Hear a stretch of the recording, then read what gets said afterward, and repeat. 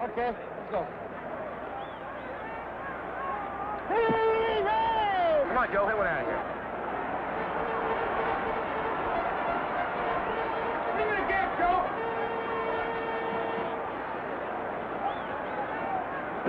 Get out of here.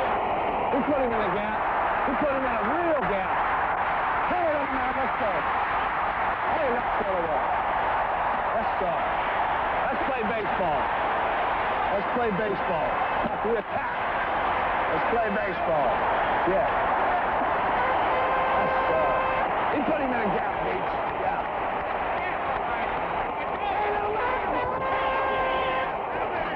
Let's go away. We're going to beat on him. We're going to beat on him. That's the beginning.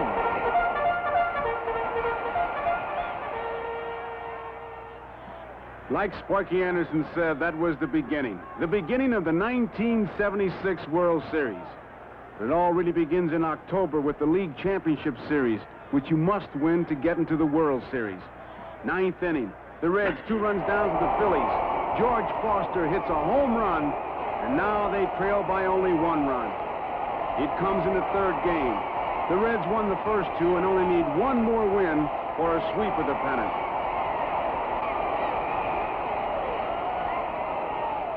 Johnny Bench really wants that sweep. Ron Reed wants to prevent it. But Johnny Bench is going to get it.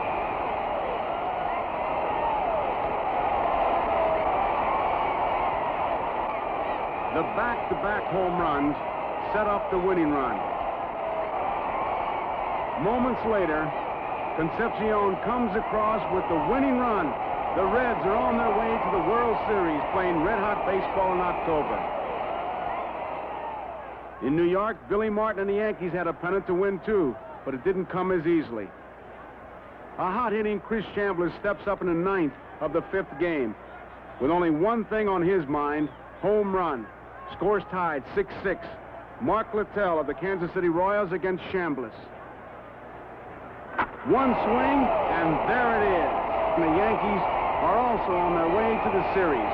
They're number 1 in their league. Now it's time to see who's number 1 in the world of baseball.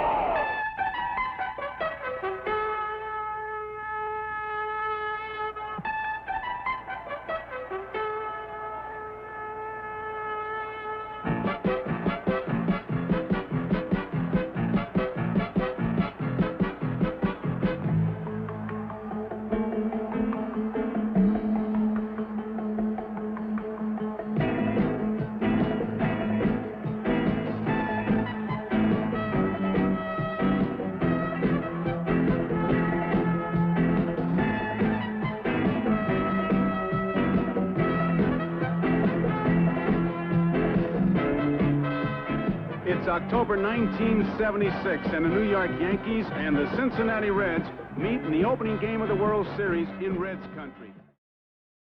And a great championship series, 10 for 23, a 435 average. Takes the strike, fastball. It's open 3 runs.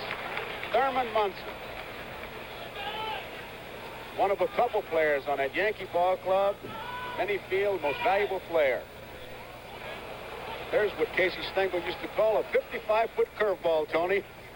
Get Yogi to swing at those kind up until 2 strikes. And get a base hit with it. Yogi said, I wasn't a bad ball hitter. I was a bad ball swinger.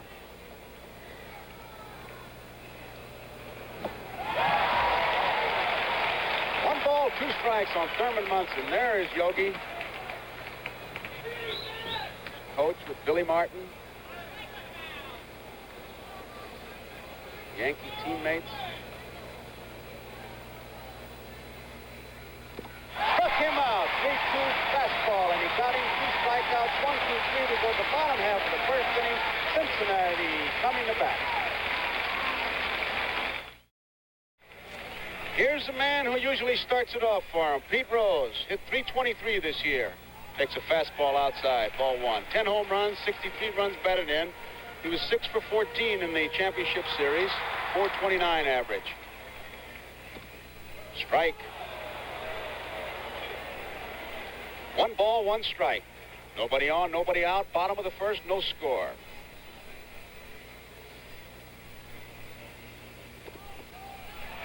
Two balls and a strike. Joe and Marty, Mickey Rivers in center field for the Yankees is playing very shallow. He did the same thing against the Kansas City Royals. They do not have as much power as Cincinnati. He could get burned a lot of times up the alleys and over his head. 3 balls and 1 strike. He is shallow at that. Great speed. He can outrun the ball. Doyle Alexander. High fly ball, left center field. Roy White taking charge. Rivers moving over, and now Rivers takes it. Rose is out. Fly ball to Mickey Rivers, and it brings up Ken Griffey. Griffey hit .336, 6 home runs, 74 runs batted in. Stole 34 bases, 45 attempts. 5 for 13 in the championship series. I tell you, all these averages on both these ball clubs very high in a championship series. Strike one, and certainly I know you join me in congratulating that Kansas City ball club and those Phillies. Kansas City especially, bottom of the 9th, a dramatic home run to lose it. Freddie Patek was our guest in the baseball world and still talking about it. Foul ball, 2 strikes. Griffey finished second to Madlock, .336, Madlock .339. Line drive left field, White's there. And he played perfectly, 2 up and 2 down, and here is Joe Morgan. That is not the way Doyle Alexander wants to keep his pitches. That was a high changeup. He pitched high to Rose, and he's going to get hurt unless he gets the ball down. Morgan hit .320, 27 home runs, 111 runs batted in, stole 60 bases in 69 attempts. He didn't get a hit in the championship series, but he walked 6 times. This guy can help you just dealing the cards on the plane.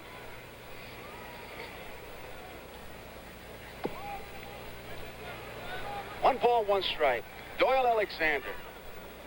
Morgan has such a small strike zone, he controls it so well.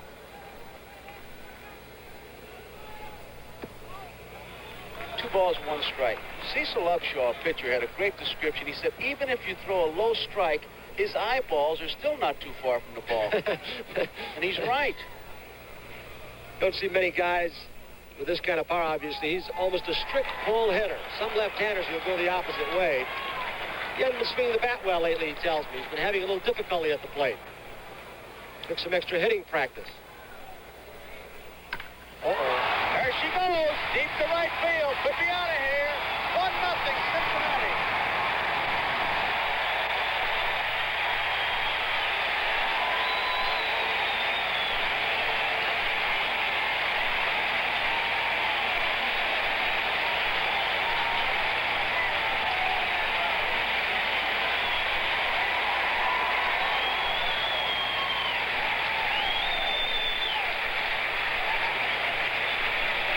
That's his 3rd World Series home run. Joe Morgan.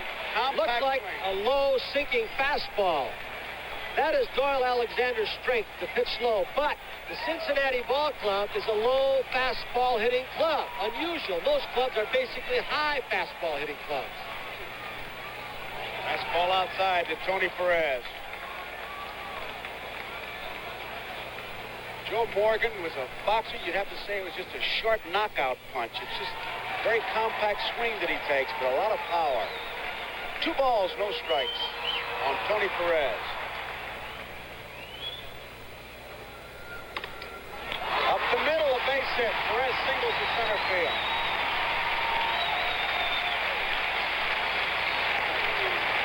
A good point, as you saw Mickey Rivers' throw come in from center field. It was short left center. He bounced the ball very weakly and off target.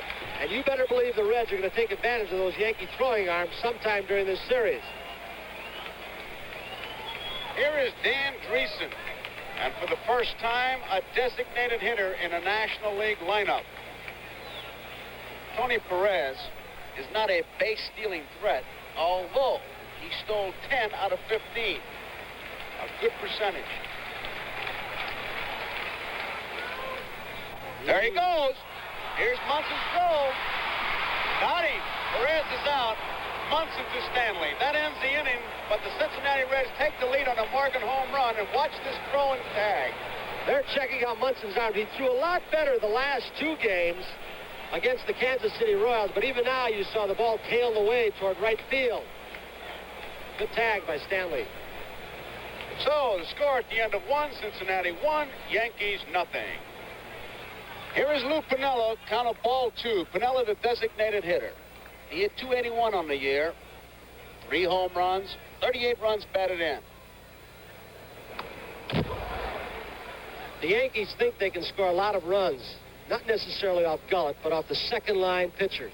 They think that's the vulnerable spot of the Cincinnati Reds. And they think on artificial surface, it'll be even a better hitting ball club.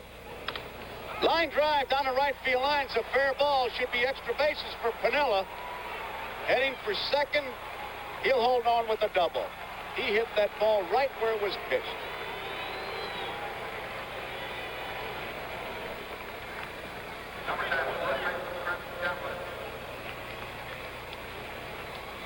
Gullett will throw 2 different kinds of fastballs, one across the seam that rides or takes off, one with the seams that will sink. That appeared to be that sinking fastball, one that tails away from a right-handed hitter.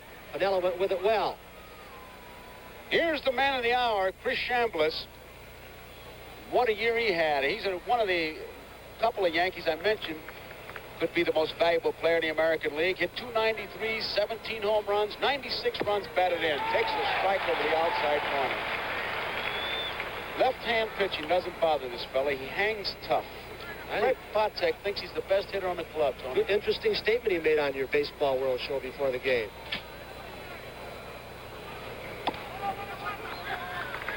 One ball, 1 strike. There you see a young Chris Chambliss with his bride, the wedding cake. Probably the only day in his life that was a happier one than the other night when he hit the home run. He will not bail out against left-handed pitchers, as will Greg Nettles, as Gullett comes over the top pretty much. Hot shot. Morgan has it. Chambliss is out. Piniella takes third. Chambliss gets the job done. Now, if he were a right-handed batter, Tony, somebody would say he's management material. He knows how to play. He knows what to do with the bat when he's up there. I know that. Here is Greg Nettles. Sparky's going to bring his infield halfway this early in the ball game. Nettles can drive the ball. Infielders will have to make a decision. If they can get the runner at home plate, of course, Piniella does not run well. Nettles led the American League in home runs with 32. Pick off at third. Not in time.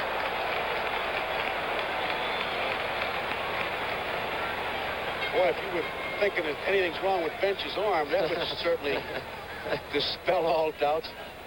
Here's Piniella. Marty, does Bench throw a lot? Second base, third base pickoff situations? Not a whole lot, Tony. They, of course, have a prearranged sign with, as the case was here with Pete Rose, that he's going to go that way, but you don't see it happen very often.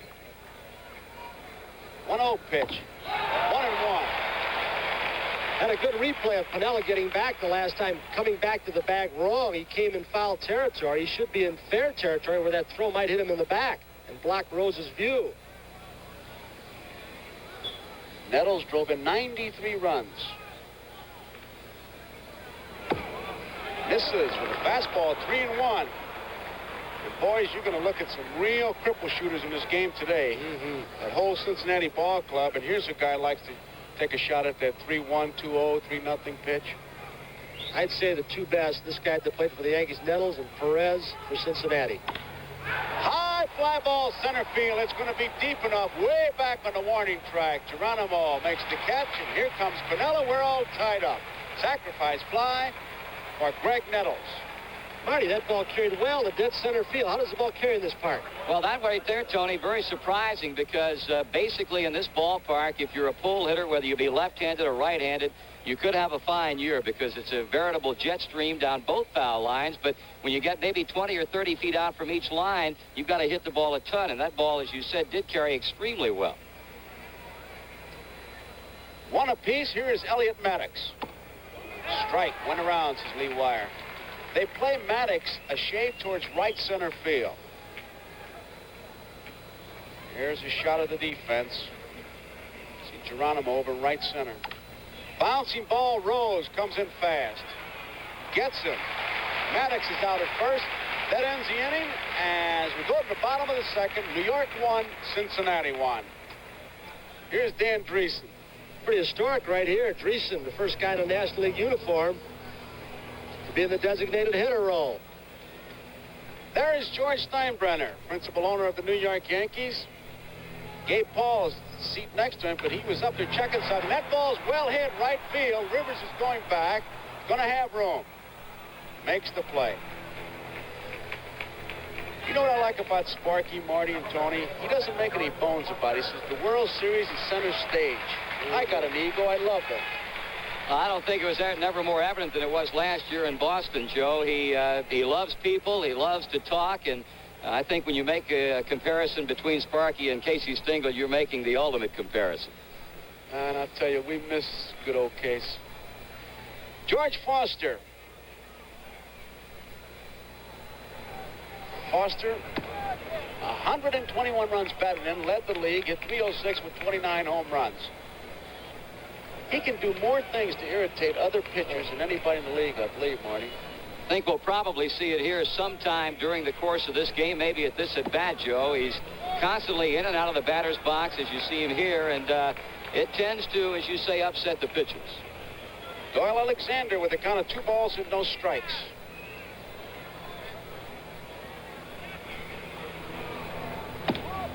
Three and 0. There he goes. There's Commissioner Kuhn talking to Gabe Paul in the blue suit. So they're complaining about something, and as soon as we find out, we'll pass it on to you. Left to right, it's Julian Goodman, NBC, Louis Kuhn, the commissioner, Gabe Paul, Chubb Feeney, the far right, National League president, Warren Giles, Bob Howard with the hat on NBC, and Bill Solitaire. Gillette. So there's some kind of a complaint being registered as Foster draws the base on balls, and here is Johnny Bench. Could be a double play. Randolph 1 over to first. It is 1-4-3. That ends the inning, and as we complete 2 innings, it's the Yankees 1, Cincinnati 1.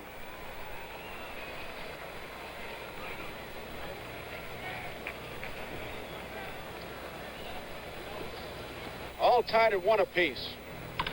Hot smash. Concepcion has it. Easy out.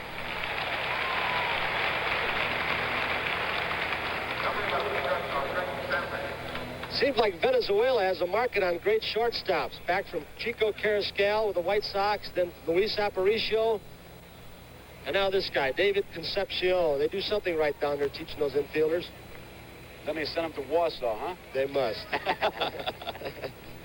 Here is Fred Stanley, and what a pleasant surprise he's been. Takes a fastball low and inside.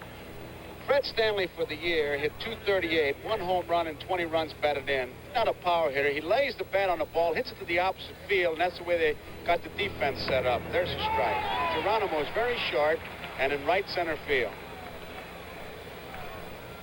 He'll not knock you out, Stanley, but he'll sting you to death. Tremendous job in the field. He blew that ball by him. He sure did. Gullett in 75 and 76 had some injury problems. Fractured thumb in 75, shoulder problems this year. He is yet unsigned. He has not signed a Cincinnati contract. And there's a pretty good commercial, a curveball. And it's the 3rd strikeout of the ball game for Gullett.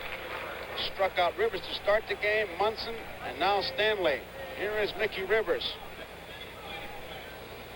He can't wait to get his swings in, can he? Oh. He doesn't take anything. This whole ball club, the Yankee club, is a swinging ball club. The first pitch on, they're going after you. They play Rivers as if he were a right-hand batter. Foster guards the line in left, and Rose way in tight at 3rd.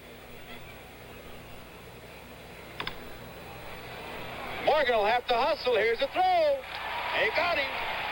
Morgan to Perez, gets Rivers and Enzi. Top of the 3rd. We go to the bottom half of the 3rd. We're all tied. New York 1, Cincinnati 1. He said Mickey Rivers can run, play halfway. They didn't. They got him. Slow curveball popped down along the 3rd base line, and Nettles makes the play. That ball was thrown nice and soft, and that's the way Geronimo hit it. 1 out. Dave Concepcion hit .281 for the year, 9 home runs, 69 runs batted in. 2 for 10 in the championship series, and he scored the deciding run. Tell you a lot about their hitting attack, the Cincinnati ball club, but they can send Concepcion up to bat 9th. Geronimo 8th. Hit 300. Geronimo's hit 307, Tony, and Concepcion is hitting .281. Takes a curveball outside, ball 1. We're all tied, 1 apiece. We're in the bottom of the 3rd. Trying to hit the outside corner, misses. There's 2 balls with no strikes.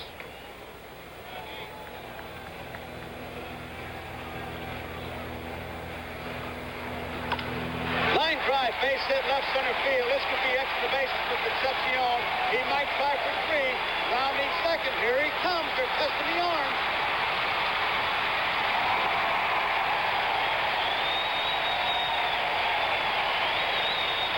Well, just before that pitch was thrown, that Yogi Berra, who is a relay man up to the box with a walkie-talkie, moved Mickey Rivers farther toward right center field.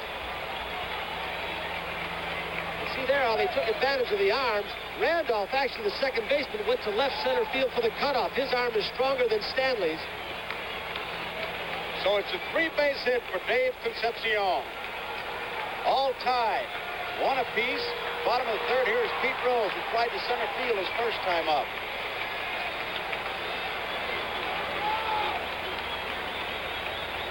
Infield halfway depth for the Yankees.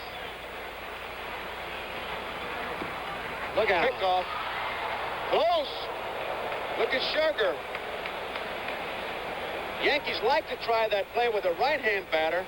They say in the scouting reports, Marty, that you've seen that on this particular play, Nettles will actually get down on his knees at times in front of the bag and try to block the runner from getting back. That's right, Tony, and our scouting report says the Yankees have pulled that play to pick a runner off of third successfully 9 times during the season. 1-0 pitch. High, ball 2. You know, as you watch Munson throw, especially on that last play, you hear batters hit the ball where it's pitched. Munson throws where it's pitched. If he catches it low, he throws it low. If he catches it high, he throws it high. Very quick release. He can be very inaccurate. Deep enough to center field. Rivers is going back. Concepcion tanks up. He'll score easily. Cincinnati takes the lead 2-1. Sacrifice fly for Rose.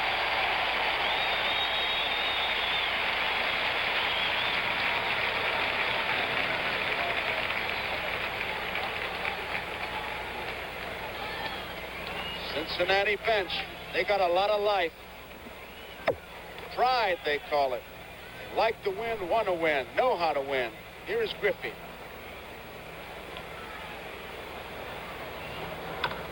Foul ball, high curveball, and he really jumped on it. Popped up. Nettles and Stanley. Nettles taking charge. Makes the play. So that ends the inning, but the Cincinnati Reds take the lead. It's Cincinnati 2, Yankees 1. Take a replay of a conversation just held by Billy Martin, the man in the blue suit, Gabe Paul, and George Steinbrenner. Billy had registered a complaint earlier about something, and Gabe went over to talk to the commissioner. We still do not have an official report.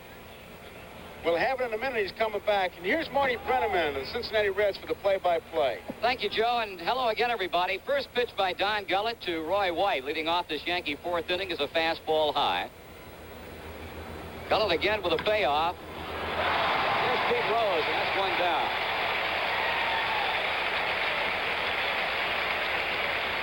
White has hit the ball well. He got a ball inside and a little bit up from Gullett, almost directly at Pete Rose. Rose has good hands. He doesn't cover a whole lot of ground, but he does have good hands. He is really a battler.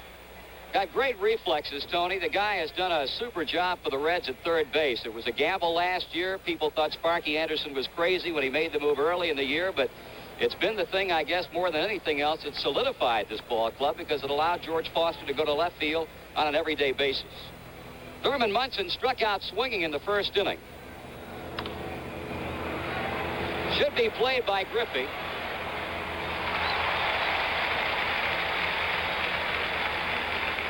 Marty, it always seems that World Series time, the shadows become a factor. Are they a factor in this ballpark? Oh, they most definitely are a factor, Joe. I don't think so much in the outfield as we will probably see later on in this game when the sun starts to set behind the stadium.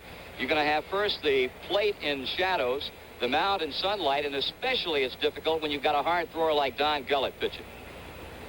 Here's a possessor of the only New York Yankee hit, Piniella, with a wrong field double to right. Wide of first, Perez. He waves Gullett off, and Don Gullett has another 1-2-3 inning. So here in Cincinnati, 3.5 innings have gone by in the first game of this World Series, and with the Reds coming to bat in Cincinnati as we move on to the Reds half of the fourth inning, Joe Morgan, who exploded one out of here to right field in the first inning off Doyle Alexander. Morgan, a picture of concentration at the plate. Alexander starting him off with an off-speed pitch that's low for a ball. The Reds, of course, have faced this guy some 5 years ago when he was brought up by the L.A. Dodgers. And in 3 appearances against Cincinnati and 1 relief appearance, the Reds hit him at will.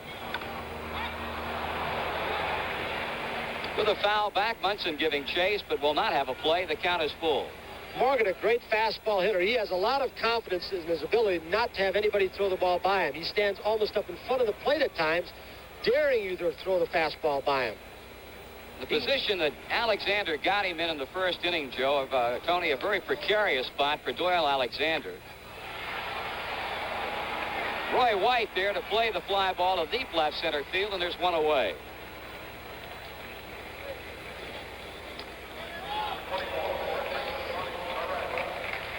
Tony Perez is 1 for 1. He singled to left center in the first inning, and then Sparky Anderson testing Thurman Munson early had Perez going with Danny Dreesen at the plate, and it was an easy out at second base.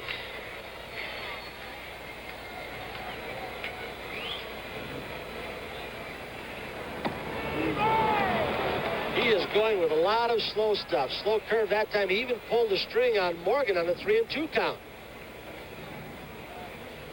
Again. I tell you, I keep thinking of Bill Lee doing that last year, and Perez pulled that left field wall in behind third base. Perez in a big hole at 2 strikes. The Reds leading the Yankees 2-1 in the bottom of the fourth inning.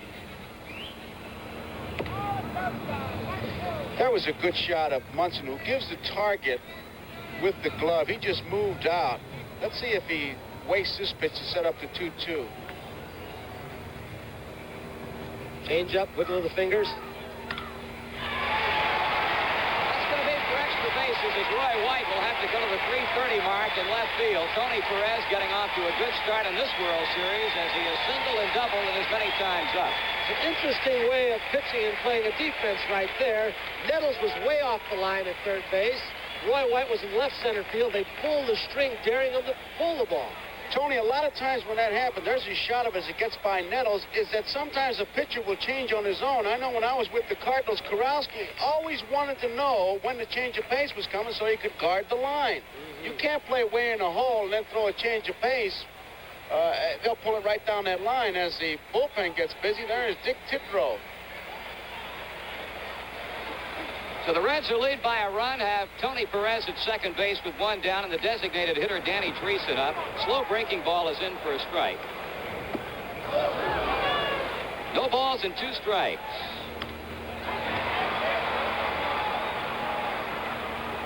Two out. We pause briefly for station identification. This is the NBC television network. KGW-TV, Channel 8, Portland. A look at the crowd at Riverfront Stadium as Cincinnati now hopes for a 2-out base hit from their left fielder, George Foster. Greg Nettles and a runner ran into the ball. Tony Perez is going to be out as Nettles went right to the baseline to field it. The ball hit Perez. Foster gets a hit out of it. And that's going to be it at the end of 4 complete innings of play. Reds 2, the New York Yankees 1. Tony, you're our resident expert on interference. Tell us about it. I'll tell you what, with friends like you, I'm just getting the Cincinnati fans to say hi to me again after last year. First pitch hitting, Chris Chambliss with a base hit to left field off Don Gullett. That's his second New York hit in the game. It's Cincinnati 2 and New York 1 in the top of the 5th inning. 3 Yankees were born in Ohio: Chris Chambliss, Thurman Munson, and Grant Jackson. Chambliss born in Dayton, the son of a Navy chaplain. So on at first base with the potential tying run is Chambliss, and here's Greg Nettles. Got a sacrifice fly to get in the New York run. Morgan will go to second. That's a double play.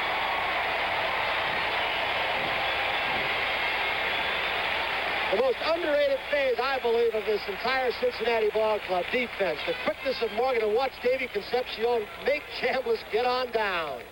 Look at the agility of Concepcion. They are so quick, and here's Joe Morgan starting it from the other side.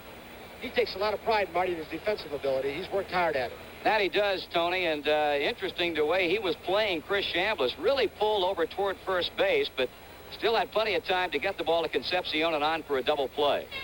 Tony, I got to believe the best defensive infielder has is when he submarines that ball like Concepcion did, because, boy, if you're a base runner, you got to get down before you see the whites of their eyes.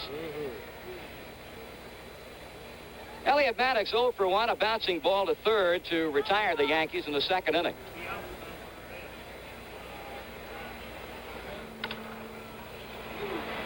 Now Rose pulled well off the line for Maddox, and that's going to be an extra base hit. The ball takes a carom coming off of that wall and foul ground. Maddox is going to try for a triple.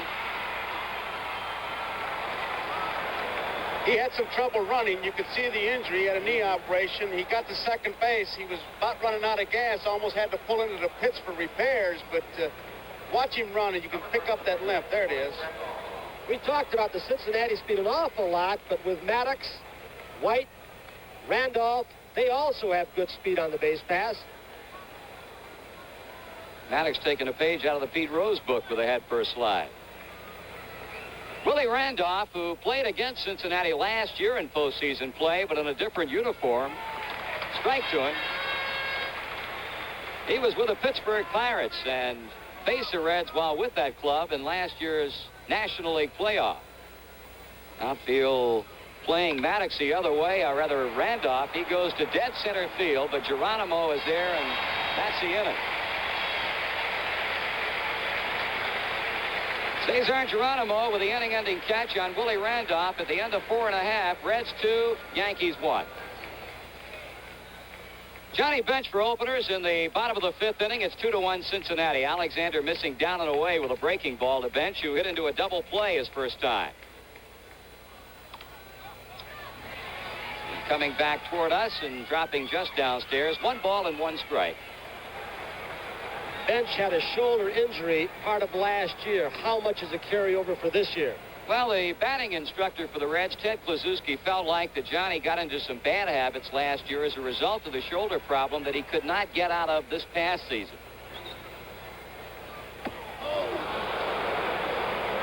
I think he was going for downtown.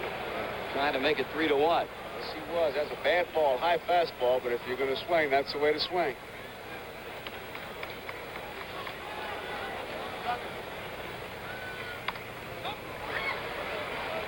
Count holding at 3 balls and 2 strikes on Johnny Bench. Hey, Bill White over in the radio booth. You'll be working with Scooter, won't we, when we get to Yankee Stadium? Right. Rizzuto?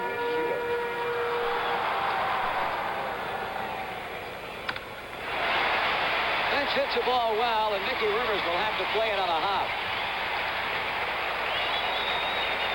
Well, that's when Johnny hits fast. When he goes to right center field with an outside pitch or dead center field, allows him to wait a little bit longer. Here's John. You think he isn't going to challenge an arm if the ball's bobbled in center field? Every guy in this Reds ball club, whoops, they leave home plate. Everything's a double. I think you're going to see that quite a bit, Tony, because as you pointed out earlier, the Reds feel like they can run on the Yankee arms in the outfield. Johnny took the big turn at first base, and I think we're going to be seeing quite a bit of that throughout the course of the series. That could be a pair. And the Yankees have pulled off their second double play of the game. Willie Randolph, the best defensive player on this Yankee ball club. He could be the best all-around athlete. He's been hurt off and on this year, but he has great range right and left. If he gets a pivot on the double play, Marty, you will see him hang in there like nobody. You can't scare him. Here's Davey Concepcion, who tripled the left center field back in the 3rd inning and came in to score the tie-breaking run in this game. That one hit off the end of the bat. Stanley in a close play at first base gets it on to Chambliss to retire Concepcion and end the inning. Through 5 complete. It remains the Reds over the Yankees 2-1. With the number 9 batter in the Yankee order, Fred Stanley leading it off. 3-2 the count on Fred Stanley. And that's the first walk given up by Don Gullett as Stanley starts off the 6th inning. Walk the number 9 hitter. Johnny Bench has gone out to the mound to talk with Don Gullett as Mickey Rivers, their leadoff hitter, comes up for the 3rd time. He struck out swinging on a high fastball in the 1st inning, and then Gullett got him to tap out to Morgan in the 3rd. Don Gullett is on the mound. 1 on, nobody out. And you'll be watching what'll be a constant confrontation in this series. Pete Rose at 3rd against Mickey Rivers, the man who has to ignite the Yankee attack. Look how close he's playing.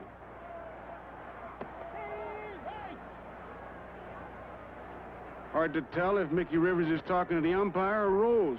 Rose is challenging him.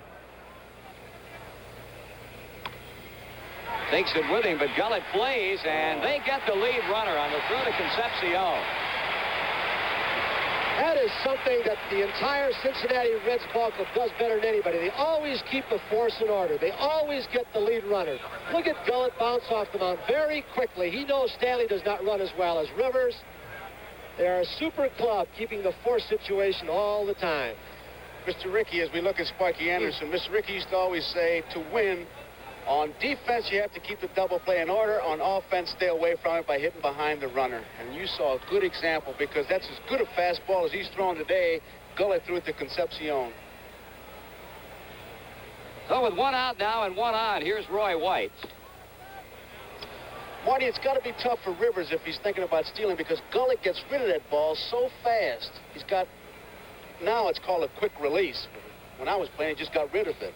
I'm sure that's the scouting report the Yankees have on him, Joe, and he probably has the quickest move to the plate, delivery to the plate of anybody on the Reds pitching staff. 1 ball and 1 strike on White. Johnny Bench does something as we look at Roy White. Most catchers, when they catch the ball with a base-stealing threat on, will be ready to throw. Bench, as much as defies you, goes down to his knees as if to say, if you want to run, I'll give you a little start and I'll gun you out. Mickey Rivers with an outstanding stolen base percentage. He attempted 50 this season. He was successful 43 times. .860 the percentage. He's off. Bench throwing. They got him. Johnny Bench to Joe Morgan, and it was a no contest play at second base. And this is a picture throw. Rivers gets a good jump. He's watching the ball all the way, and watch Morgan just put it on him. He's off. Bench shoots him out. Hello there. You stop Rivers from moving, and you're stopping the Yankee attack. Watch Bench's balance as he gets it. His glove goes out like a bow and arrow from the top, and that ball just seems to bend in the middle. He stretched that glove hand out there, and it was there in plenty of time. Can I disagree with you? What? I don't think he got a good jump at all, and Bench knew he took his time. Oh, he had about 4 steps, Tony. All right. The Don Gullett can direct full attention now to the batter Roy White as he gets a strike in a full count. You don't think a catcher's ever going to have a bad game on my broadcast? I know it. Geronimo trying to flag it down and does. No, he dropped the ball. Roy White will go to second base. Cesar Geronimo had that ball in left center field. In fact, it appeared to be a routine play, but for some unexplainable reason, then coughed it up. He got a great jump on the ball, Marty, to start with, and then he just outran the ball. He caught the ball almost behind him. Now he starts nonchalanting it. Look at that, right off his stump. He won't do that very often if he's ever done it this season. White kept on running. He made it a 2-base error. Here you go. Ellie Howard must have said, hey, he's got it, Roy. There he takes up again. Well, as you pointed out, Tony, it's something that Geronimo will do very, very rarely. had problems with balls hit shallow in the outfield at times this season, but that particular ball is a ball that 99 out of 100 times he's going to play, and it's been scored a two-base error. This is when this guy's toughest, Munson, with a man in scoring position. The Yankees hoping to take advantage of the center fielder's error. They trail by 1 run. Now let's see if they'll send White to the plate. They give him the stop sign, and a good thing they did. That was a sharp line drive single to right field by Thurman Munson. Ken Griffey with an excellent arm, and Dick Hauser showed very wise judgment in holding White up at third base. With 2 outs, ordinarily they'll keep that runner going on artificial surface, and Griffey being positioned perfectly. Hauser wisely did hold him up. Boy, he is a good outfielder, Marty. He doesn't get enough credit for that. I don't think he does, Tony. He really put on a defensive exhibition in Philadelphia in the playoffs against Danny Ozark's club. We're going to get some business underway in the Cincinnati bullpen for the first time this afternoon. Don Gullett will be working to Lou Piniella with runners at first and third. That's Pedro Bourbon. And he's going to be joined in that Reds bullpen by a left-hander, Will McEnany. Ball hit well to right field, but a foul ball. Umpire along the right field line, American League Dave Phillips, indicating foul as that ball goes down into the corner. 1 hit and 2 times up for Lou Piniella. Morgan's got it. And the Reds are out of the Yankee threat in the 6th inning. So we have completed 5.5 innings of play in game 1. The Reds 2, the Yankees 1. Bottom of the 6th inning, and Doyle Alexander will have to concern himself with the top of the Cincinnati batting order. Pete Rose bluffing a bunt as Alexander bounces one up there. Boy, as we saw that panoramic shot, I kept thinking of the great thing it is in World Series, and this for NBC is the 30th year, and our director Harry Coyle, 30 years of directing, and we're going to be showing some highlights. Like we're going to show you a highlight from a game 1 of the many years that NBC has been covering World Series. 1 ball and 1 strike. Rose is 0 for 1. He flied to center in the 1st inning, but his fly ball to Mickey Rivers in center in the 3rd got the tie-breaking run across. 2-1 the count. Do the Cincinnati Reds ever adjust to the style of pitcher that Doyle Alexander is? He is not throwing hard sinkers, slow curves, change of speeds. That one will find its way back into the seats behind the Yankee dugout third base side. Gives you a good idea right there of the extreme concentration this man, Pete Rose, exhibits game in and game out. It gives you an idea, I think a partial idea, of what's made him such an outstanding hitter in this game. Alexander dealing the 2-2 pitch.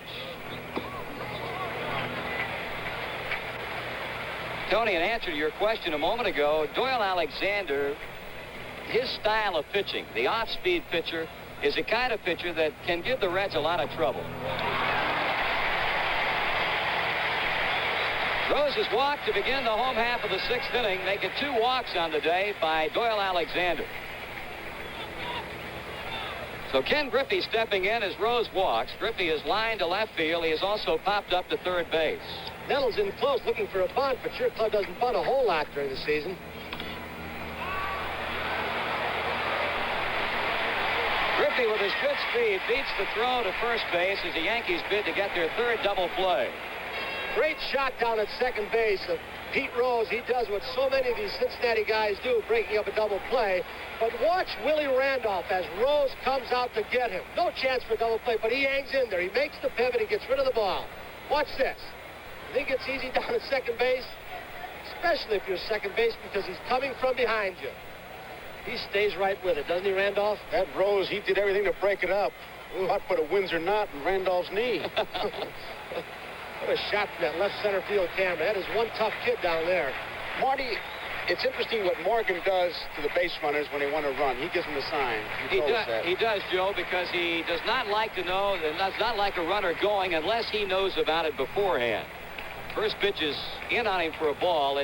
it creates a tremendous distraction in Joe's case, and very vocal about it.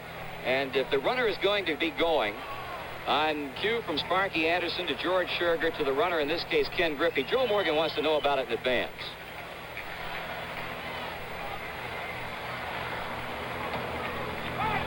Ball and 1 strike. Morgan a home run in the first inning to right field. He fly to left in the fourth.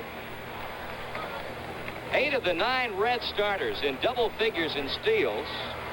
The only one not, Pete Rose, and he swiped 9 bases. I think if I were catching after watching Scherger, I'd pitch out. Well, Alexander throws to first base against a man who had 34 stolen bases this season.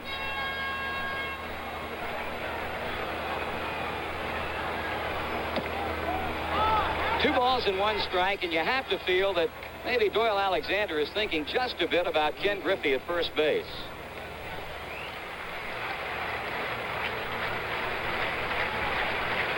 The Reds have a great percentage, successful percentage of stolen bases.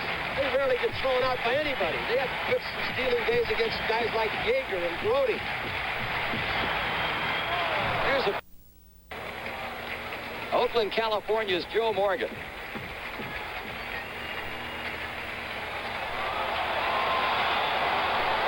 Alexander stepping back off the pitching rubber, but Rick Griffey giving no ground at first. And the Yankee right-hander as far as he can go with Morgan. 3-2 now. Marty, Thurman Munson in his meeting, his pre-World Series meeting with his pitching staff, said, listen, if you want to throw over to first base for the base leaders, go ahead. Do it a few times, but then forget him. You concentrate on the hitter, because that guy's the guy who can hurt you with a bat in his hand. Well, against this Cincinnati club, that's excellent advice. Griffey's going. Morgan strikes out, and Griffey's going to be safe at second base on the low throw from Munson to Stanley. Munson's throw, he got rid of that ball. Watch where he gets the ball and watch where he releases it. It's low, and he'll throw it from about there. Sidearm. And that ball has to sink. In contrast to Johnny Bench's throw, from the top, Munson throws it sidearm, and Stanley did a good job getting in front of it. 2 away now in the inning, and that strikeout of Joe Morgan is Doyle Alexander's first in the game. He'll be facing Tony Perez, who has been the #1 tormentor against Alexander today. He singled in the first inning and then double to left field in the fourth. That's a base hit to left field.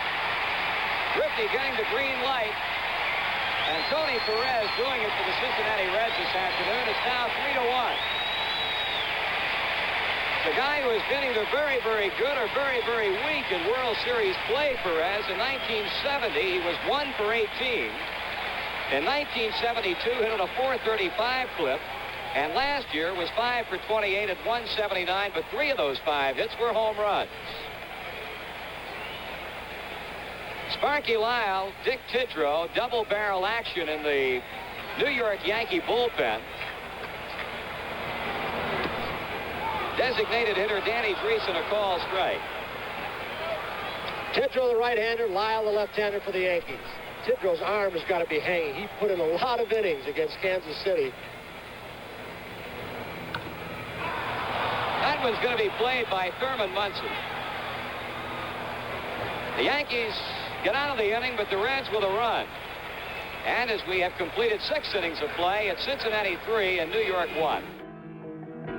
Ken Griffey bounces a double play ball to short.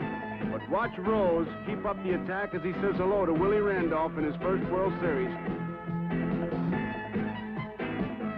Griffey's on first, and now it's his turn. The race is on. While the heat moves on. Perez singles. But watch Griffey. He can't see. Look at his head. But his legs keep moving. He knows where he's going. He's heading home.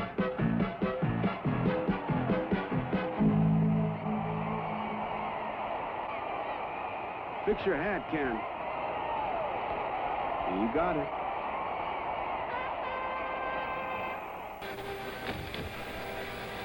Gibson has tied World Series record. Storm and Norman at the plate. Norm Cash.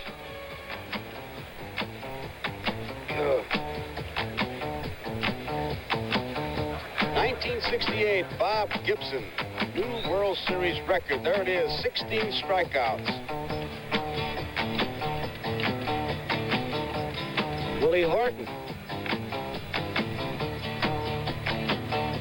There it is, Bob Gibson, 17 Tigers as we look back, 1968. We'll be doing that throughout the series. NBC for 30 years. We've been covering World Series, and we'll be looking back at different highlights. It's Chris Chambliss, swings and misses, strike one. Chambliss bounced out second to first, then single to left, and was rubbed out in a double play. Good fastball. Joe, the ironies of baseball, Chris Chambliss could well be in a Cincinnati uniform today. In 1967, he was drafted 29th by the Reds, did not sign, and was redrafted by Cincinnati again in 1968. He just got hit with a pitch ball, so that puts him on, and that brings up the tying run. It's 3-1. Watch him take this pitch properly. I think another interesting story, Joe, when Chambliss was acquired in that deal from Cleveland, a lot of the Yankees were very outspoken, saying he's not worth getting for what we gave up. He proved his worth in that 5th game against Kansas City and all season long. Gabe Paul had quite an answer for all those charges. He said, number one, I'm breaking up the country club, and number two, I don't see in any player's contract where they have a right to make a deal. This is Greg Nettles. High fastball, ball one. Marty, late in the ball game, he hasn't pitched that many innings this year. Has he weakened? Lately, no, Tony. He has been very, very strong. His last start out against the Phillies in the playoffs, he was throwing as hard probably in the last couple of innings as he was early. We're in the top of the 7th. Cincinnati leading 3-1. Nobody out. Chambliss at first. Could be two. Morgan. Oh, he fakes it, throws it, makes the double play himself. He faked it like he was going to flip it to Concepcion, put the tag on Chambliss, and then flip to Perez with a double play. Chambliss made a mistake trying to beat him. He maybe should have tried to go around him, but either way, with Nettles running, they were going to get a double play. That'll show you the alertness of a Joe Morgan. Made two big rally-breaking double plays. Watch this one. Morgan has it. Forces Chambliss out of the baseline. Fires the first. Double play. Like a boxer. Tony, I guess there's only two ways to break up that play. If you can think fast enough to get caught in a rundown, and then they'll throw to first and get you back, or just collide with the guy. Slide into him. Once he's got the ball in his possession, you can knock him over. You said that about an infielder? I wouldn't say it about a shortstop. Second baseman. Here's Elliot Maddox. He bounced out third to first, and then he tripled. He's 1 for 2. High ball one. From up here, Joe, it hasn't appeared that Gullett has thrown a whole lot of off-speed pitches. He has one or two I can recall, or even breaking balls. Because it's hard to tell the slider and the fastball from up here. Fastball high. 2 balls and 1 strike. That's out of play. 2 balls and 2 strikes. Out of play. He's throwing hard. Yes, he is. Marty, we mentioned earlier that Gullett is playing out his option, is not signed. What's the rumor, or what have you heard? Is he about ready to sign? Well, there have been some comments lately, Tony, that would seem to indicate that maybe the Reds will be fortunate enough to sign Don Gullett for 1977. He was quoted a couple of days ago as saying he would like to think that the two parties could get together on a contract for next season, but nothing officially and by any nature. Curveball misses. It's a full count, 3 balls, 2 strikes. Elliot Maddox. Ball 4, he walked him. Gullett seems to be walking around the mound more, rubbing up the baseball. There are a couple little telltale signs that pitchers have. Start to change the baseball. It doesn't feel good. They'll walk around the mound, start to kick at the rubber. When they start looking in the dugout, you know they're in trouble. Or in the bullpen. Start looking that way, you better start looking in your mailbox for your release. Here's Willie Randolph. Low, and it's ball 1. Low again. Ball 3. Gotta believe if he loses him, he's gone. Boy, that would be losing it in an awful hurry. I think the Cincinnati Reds pitching staff, above anybody else on this team, have something to prove. They have been maligned. Everybody says they're mediocre. They'd like to prove something in this series. That's true, Tony. I guess every team the Reds play, the first thing they say is if the club has a weakness, it's its pitching staff. And, of course, Sparky Anderson is one who relies greatly on his bullpen. His theory is if his starting pitcher can give him 6 or 7 good innings, there's Sparky Anderson, he's going to get somebody else in there to finish it up. 3 balls, 2 strikes. The Yankees have a pinch hitter on the on-deck circle. Should Randolph get on? Maddox is on at first. 2 men out. Here's the payoff pitch. Ball 4, walked him. Maddox goes down to second. Randolph goes to first. And it looks like Otto Velez will be a pinch hitter for Fred Stanley. Sparky Anderson looking on. Sparky just waiting for the pinch hitter Velez to be announced.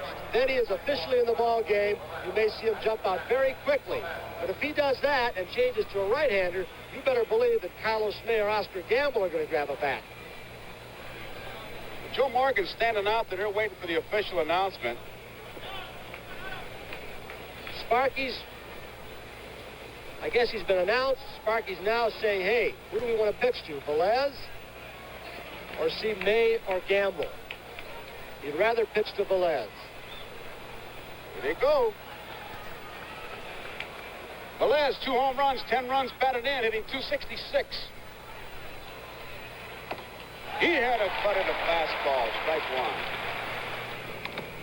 Strike 2. Struck him out.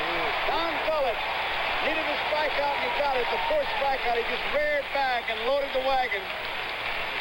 That ends the inning. We go to the bottom of the 7th stand, a football game, and then the big event. The baseball world, Joe Garagiola starts it, and we'll take you to the opera as we look at Jim Mason, the new shortstop. 12:30 Eastern Time with Grandstand, and 6 regional NFL games, so check your listings for the game in your area, and then we're part of the big event. Sunday night game. Line drive, base hit, Foster. Bobbles it, Foster makes a turn, but he's going back.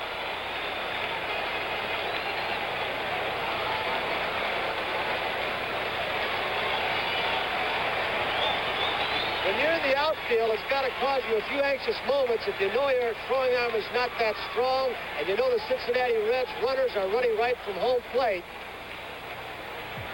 The Reds force a lot of mistakes.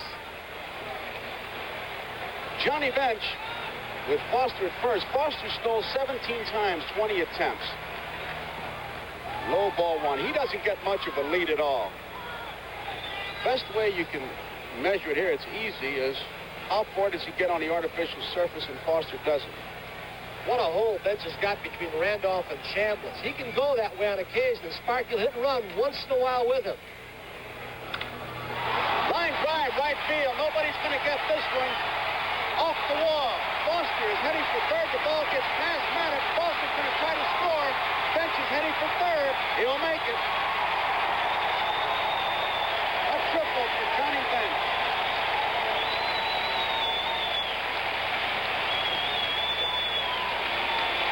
Billy Martin pops out very quickly from the Yankee dugout. Bench placed that ball, Joe, with power. He was going that way all the way, and he got his pitch.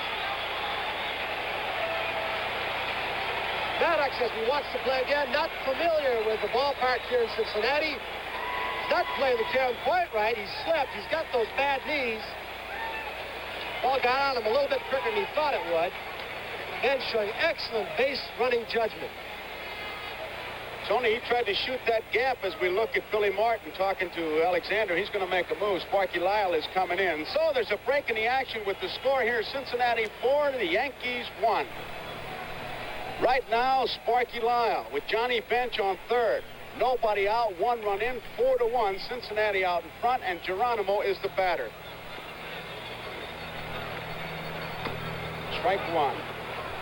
Lyle led the American League in saves as we look at Bench at third base. 1976, Sparky had 23 of them. He won 7, lost 8.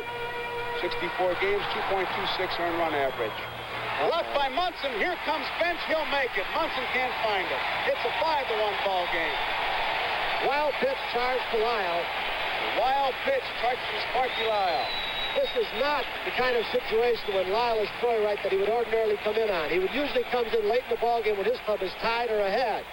They say he has lost his slider. That's what he just bounced. Muntz makes a good try to block it, but it gets away off the heel of his glove. Lyle, I believe, is in Billy Martin's doghouse.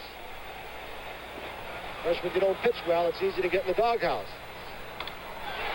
Looping base hit, left center field. Maybe extra bases. This guy can fly, but Rivers cuts it off, and Geronimo has himself a double.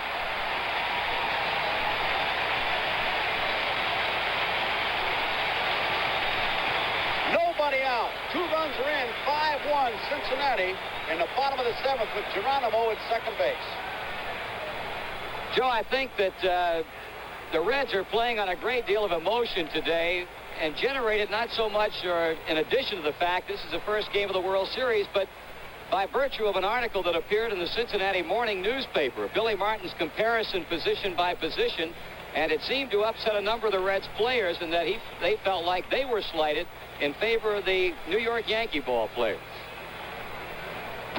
High to Concepcion. I gotta believe, though, that they would certainly take note of the author. I don't think Billy Martin's going to say that they're a better ball club. Concepcion had a good cut. 1 ball, 1 strike. Geronimo at second.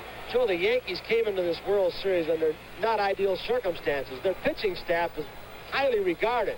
Their 3 top pitchers, Hunter, Figueroa, and Doc Ellis, are not able to start a very important game, the first game of the series. And it's almost as though, and this is not a knock at Doyle Alexander, who pitched well, they throw a guy out there to get their other pitchers a few days rest. 1 ball, 2 strikes. Struck him out. Foul tip held on to by Thurman Munson. So there's 1 away. Sparky Lyle will have to face Pete Rose, who switches around to the right side. Bouncing ball. Mason. To Chambliss, they get Rose, and Geronimo moves on over to third. 2 outs, 2 runs in. 5-1, Cincinnati leading. Here is Ken Griffey. Outside, ball 1. That says a lot. 1 ball, 1 strike. That foul. Chased the bad ball, and that's all for Griffey. So that ends the inning, but the Reds scored 2. At the end of 7, it's Cincinnati 5, New York 1. It's kind of interesting. Everybody going down to Commissioner Kuhn's box to try to get a statement. High, ball 1. That was Augie Borgie of the New York Daily News. There's going to have to be some official announcement here because, I tell you, boy, Commissioner Kuhn getting on the hotline now, picking up the phone, talking to somebody. The ball is popped up. Johnny Bench, who can really catch those foul balls, has got it. Steel trap. Boy, he does that so well, Marty. Probably better than anybody in the National League, Joe. The guy simply can do it behind the plate. I don't know that you can say enough about Johnny Bench to really give him credit for the defensive work. Have you ever seen him miss a pop foul? I've never seen him miss one in 3 years. Same with Joe. He never missed it. Good thing I'm humble. Here is Roy White, who has hit the ball hard all day today, but he's 0 for 3. You may have noticed some tape around Johnny Bench's left thumb. It's just swollen, bruised, one of those, what would you call it, I guess, hazards of the job. There's a base hit. Roy White singles the left field. Foster plays the big hop, and Roy White is on. Johnny Bench is going out to talk to Gullett, and here comes the Cincinnati trainer as we look at Roy White at first base. Larry Starr is the trainer, and here comes Sparky Anderson now. 8th inning. Gullett is struck down by something that has haunted this talented left-hander throughout his career, injury. What was it, huh? His ankle. The loss of his ace is an uneasy moment for Sparky Anderson. Get him in an icer. Point in the season when your pitching staff is dog-tired, Sparky Anderson can turn to Pedro Bourbon. Thurman Munson is in the batter's box, and we've got a pinch hitter coming out of the Yankee dugout, a pinch hitter for Piniella. Munson is 1 for 3. Takes it high and inside. Ball 1. There you see Roy White leading off. Tap down the third base line. Bourbon's going to have to hustle. Got him. Nice play by Bourbon. Munson running hard is out at first. Roy White takes second. Munson runs fairly well. When you hit a ball like this, you don't get that good a jump out of the box. I'll tell you who made a pretty good cheat job down at first base as Bourbon ranges far to his right. Tony Perez got off that base kind of quickly, like a bullfighter. Here is Carlos May. He is the pinch hitter for Lou Piniella. He's been a designated hitter most of the year. Strong-looking hitter. Chokes up on that bat. Hit 259. 3 home runs, 43 runs batted in. Strike 1. Don Gullett had to lead the game. Bourbon is now the pitcher for Cincinnati.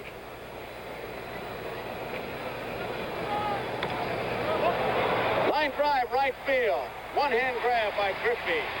And that ends the inning. So we go to the bottom half of the 8th inning to score. Cincinnati 5, New York 1. A preliminary report from the Cincinnati clubhouse that Don Gullett sprained his right ankle.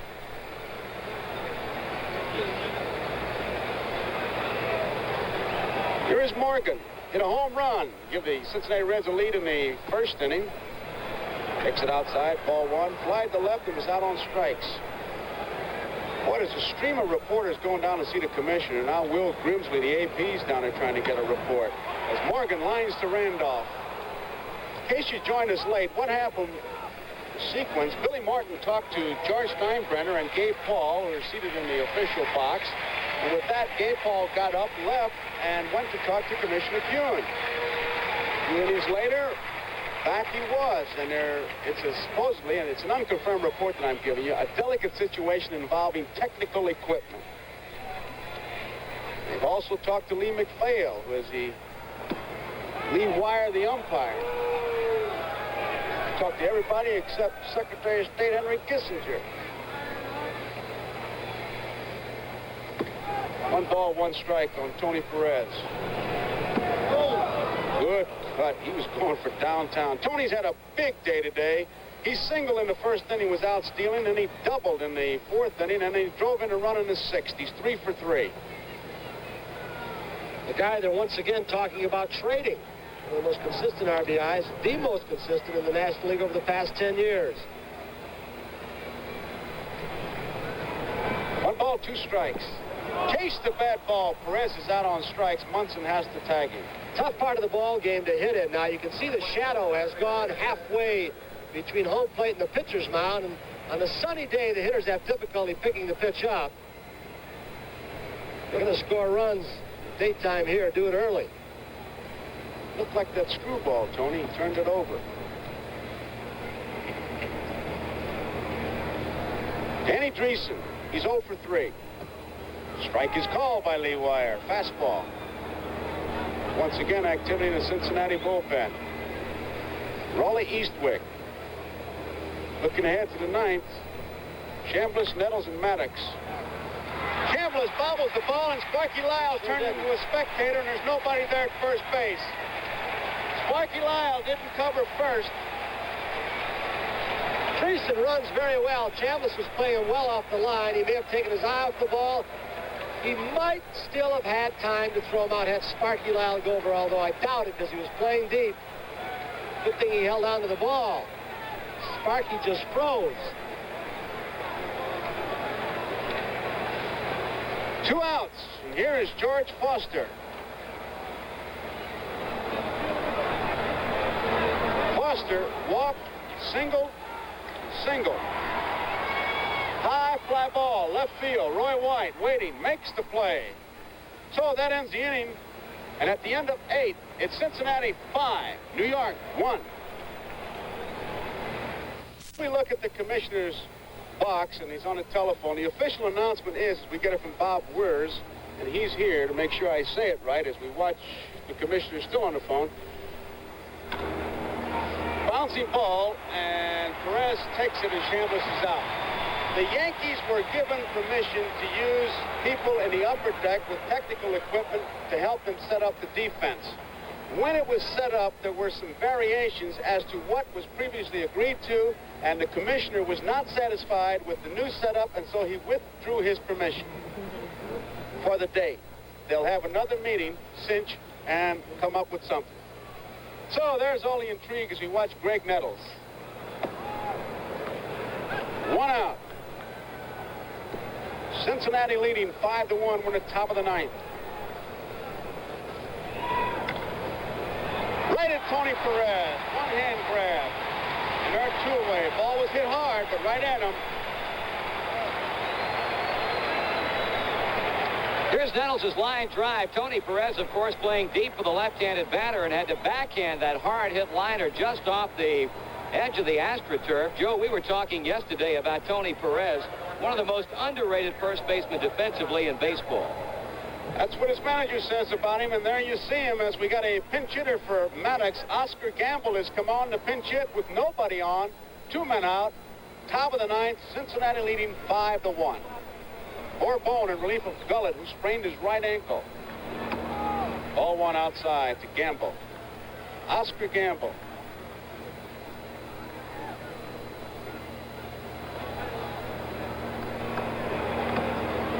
That got Lee Wire, the umpire, on the right shoulder. 1 ball, 1 strike. Gamble at 232 with 17 home runs. Watch the foul tip get Lee Wire.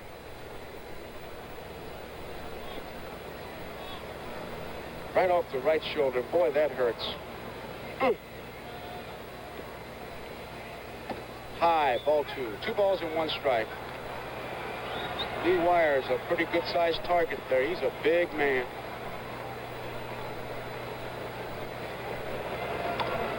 Popped up, foul territory. Drifting over Rose. May have a play. He does. Pete Rose makes the play. That ends the ball game, and the Cincinnati Reds win the first game of the World Series by the score of 5-1. There they are congratulating one another. Tony Perez, Morgan, Concepcion, Rose, as Sparky Anderson comes out, Larry Shepard. The Cincinnati Reds defeat the New York Yankees in the first game by the score of 5-1. Don Gullett was the starter, had to leave because of a sprained ankle. Gullett is now 2-1 in World Series competition, and Marty Heath didn't look fast out there.